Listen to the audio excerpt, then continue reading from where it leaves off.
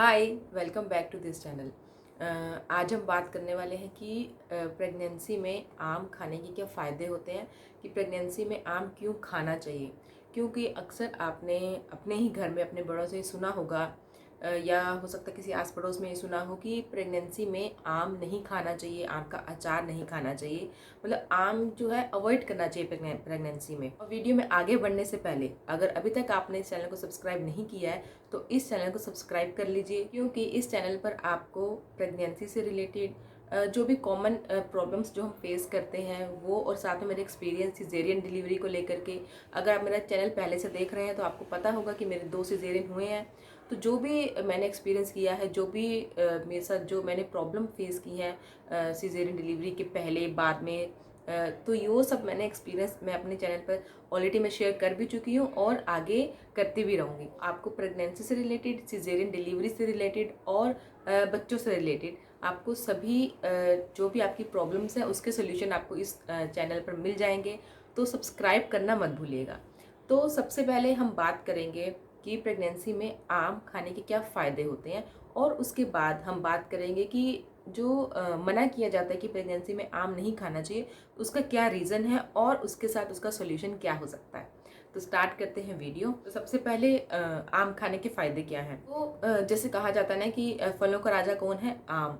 तो आम में आपको इतने ज़्यादा मतलब फ़ायदे मिल जाएंगे। उसके जो न्यूट्रिशन वैल्यू है आम की, उसमें विटामिन ए होता है, विटामिन सी होता है, विटामिन डी होता है, पोटेशियम है, मैग्नीशियम है, कॉपर है, फॉलिक एसिड है, आयरन है, फाइबर है, और एक अच्छा सोर्स है एनर्जी का। इसका जो कहते हैं स्वीट कंटेंट आम में बहुत ज़्यादा होता है, ये मीठा आम बहुत ज़्यादा होता है। तो ये जो एक पावर पैक है प्रेगनेंसी में आपके लिए। विटामिन सी से जो हमारी वो इम्यूनिटी जो है बूस्ट होती है प्रेगनेंसी में। जैसे कहते हैं कि प्रेगनेंसी के टाइम पे इम्यूनिटी और डाइजेशन ये सब जो थोड़ा वीक हो जाता है, तो ये उसमें हेल्प करता है। इसमें आयरन है। जनरली प्रेगनेंसी में जो आयरन सप्लीमेंट दिए जाते हैं, क्योंकि वुमेन को हो जाता है कि एनीमिया की शिकायत होने लगती है, तो वो उससे नहीं होती है, वो क्योर होता है इसके। और उसके साथ जो विटामिन सी है वो आपकी बॉडी में आयरन को एब्जॉर्ब करने में हेल्प करता है। फिर फॉलिक एसिड है जो आपको और आपके फैटल के ग्रोथ के लिए, फैटल के नर्वस सिस्टम को डेवलपमेंट के लिए फ़ायदा करता है। इसमें फाइबर कंटेंट बहुत ज़्यादा होता है। तो आम खाने से क्या होता है कि जो बहुत ही कॉमन प्रॉब्लम है प्रेगनेंसी में कॉन्स्टिपेशन की, वो इससे उसमें राहत मिलती है, उसमें आराम आता है। और इसमें मैग्नीशियम है जो एक हाई ब्लड प्रेशर की जो प्रॉब्लम होती है प्रेगनेंसी में, बहुत सी लेडीज़ को होती है, तो उसमें उसको क्योर करता है, उसको कंट्रोल करके रखता है। उसके साथ इसमें पोटेशियम है जो आपका जो वाटर बैलेंस है बॉडी में वो बना के रखता है, जो प्रेगनेंसी में बहुत ही ज़रूरी है। आपने अक्सर सुना होगा जब भी आप प्रेगनेंसी में डॉक्टर विजिट पे जाते हो, एक बात हमेशा डॉक्टर बोलते हैं कि पानी ज़्यादा पीना है, कि आपकी बॉडी में पानी की कमी नहीं होनी चाहिए। तो ये वाटर बैलेंस को बना करके रखता है। और जो एक क्रेविंग होती है ना बार बार कि मीठा कुछ खाना है या कुछ खट्टा चटपटा सा कुछ खाना है, तो वो आम खाने से, क्योंकि आम खट्टा मीठा दोनों तरह का टेस्ट आता है, तो वो क्रेविंग आपकी शांत हो जाती है। आप जो मीठे की क्रेविंग बहुत ज़्यादा होती है तो आप केक, पेस्ट्री, ये सब मिठाइयाँ ये सब खाने से बच जाते हो। विटामिन डी होता है इसमें जो आपकी बोन्स के लिए और आपके फैटल की ग्रोथ के लिए, उसकी बोन्स के लिए अच्छा होता है। और जो इसका जो खट्टा मीठा जो टेस्ट होता है ना, तो उससे क्या होता है कि स्टार्टिंग में फर्स्ट ट्राइमेस्टर में जो हमें नोजिया की जो प्रॉब्लम होती है, नोजिया जो फील होता है, उससे भी आराम आता है। और उसके साथ स्टार्टिंग में सेकेंड ट्राइमेस्टर तो अच्छा निकल जाता है सबका, लेकिन जो फर्स्ट ट्राइमेस्टर और थर्ड ट्राइमेस्टर में जो एक थोड़ा सा लो फील होता है, बॉडी थोड़ी डल सी लगती है कि एनर्जी नहीं है, तो उसमें भी आम बहुत अच्छा काम करता है। क्योंकि एक तो इसमें कैलोरीज बहुत ज़्यादा होती हैं, तो आपको जो थोड़ी डलनेस लगती है, एनर्जी इसमें बहुत होती है, तो उसमें भी आपके लिए बहुत हेल्पफुल है। तो अब देखा कि फलों का राजा आम खाने के आपको कितने सारे बेनिफिट्स हैं। अब एक ही अगर फ्रूट खाने की आपको प्रेगनेंसी में इतने बेनिफिट्स मिल रहे हैं, तो आप क्यों नहीं खाओगे।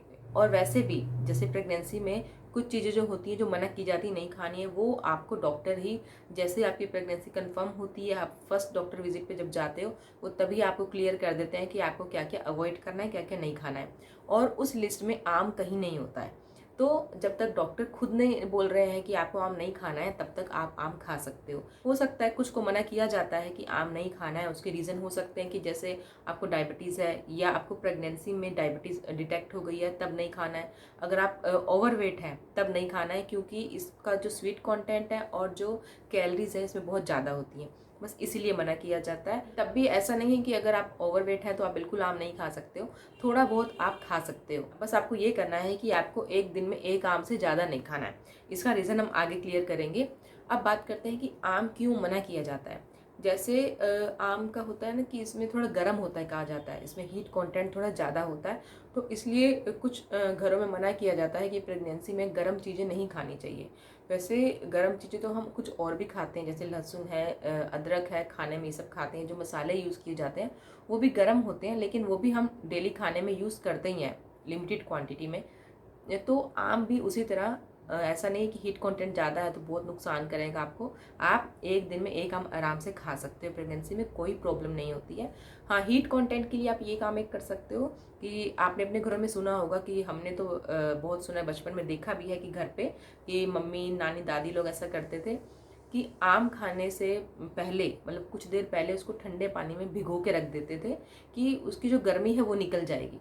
तो ऐसे आप भिगो के रख सकते हो, वो खा सकते हो। और आपको बात क्या ध्यान रखनी है कि जो मना किया जाता है कि जो आम को मतलब राइप करने के लिए, कि उसको पकाने के लिए कैल्शियम कार्बाइड का जो यूज़ किया जाता है वो हार्मफुल होता है। तो वैसे 2016 के बाद FDA की ये गाइडलाइन है कि रिस्ट्रिक्शन लगा दी गई है उस पर, कैल्शियम कार्बाइड के यूज़ पे। लेकिन फिर भी क्या कह सकते हैं, तो आप सेफर साइड पे रहिए कि जब भी आप आम खा रहे हो उससे पहले उसको अच्छे से आप धो लो, बाहर से क्लीन कर लो और उसको पील करके खाओ, कि उसका छिलका हटा करके खाओ। तो तब ऐसा ये है कि जो भी हमें जो डाउट रहता है कि ऐसा कुछ हो सकता है, वो डाउट हमारा ख़त्म हो जाता है। ये होता है कि जैसे इसमें फाइबर बहुत ज़्यादा होता है, थोड़ा हीट कंटेंट भी इसमें रहता है। तो ये होता है कि अगर आप ज़्यादा आम खा लेते हो, क्योंकि प्रेगनेंसी में क्रेविंग बहुत होती है ऐसी चीज़ों की, तो अगर आप ज़्यादा आम खा लेते हो तो ये हो सकता है कि आपको कहीं डायरिया ना हो जाए, कि पेट थोड़ा गड़बड़ ना होने लगे। तो डिहाइड्रेशन हो सकता है आपको, अगर डायरिया या ऐसी कुछ प्रॉब्लम आपको प्रेगनेंसी में हो जाती है तो इसीलिए एक दिन में एक आम सेफर साइड पे है, आप वो खा सकते हो। और एक और जो फ़ायदा होता है बच्चे के लिए प्रेगनेंसी में आम खाने से, कि इसमें कैलोरीज ज़्यादा होती हैं, मीठा ज़्यादा होता है। तो ये होता है कि बेबी का वेट अच्छा रहता है, बेबी को वेट गेन करने में हेल्प होती है, स्पेशली जब आप थर्ड ट्राइमेस्टर में आम खाते हो तो। क्योंकि तभी 7th मंथ के बाद ही बेबी वेट गेन करना स्टार्ट करता है अच्छे से।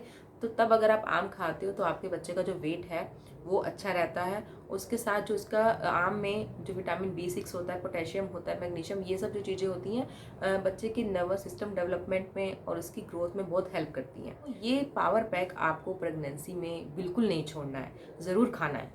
इसके साथ जो आम का अचार है वो भी आप खा सकते हो, बस उसको थोड़ा लिमिटेड क्वांटिटी में खाइए, क्योंकि उसमें जो मसाले, नमक, तेल वगैरह जो कुछ पड़ता है, बस उसको अवॉइड करने के लिए।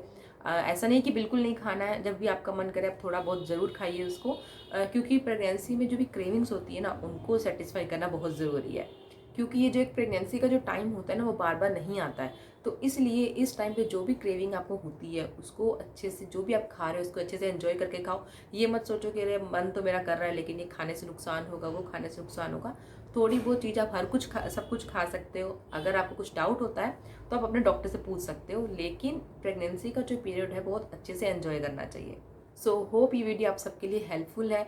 जो भी मतलब मेरे पास ना पहले 1-2 बार ये कमेंट आया था कि प्रेगनेंसी में कि मैं आम खा सकती हूँ या नहीं, और एक आया था कि सिजेरियन डिलीवरी के बाद कि आम कितने टाइम बाद खा सकते हैं। सिजेरियन डिलीवरी के बाद आम कब खा सकते हैं, कितने टाइम बाद खा सकते हैं, इस पर मैं एक सेपरेट वीडियो करूँगी। तो वीडियो पसंद आया है तो जल्दी से इसे लाइक करना है, शेयर करना है, और क्या करना है, और इस चैनल को सब्सक्राइब करना है। Thank you for watching Indian Moms nest.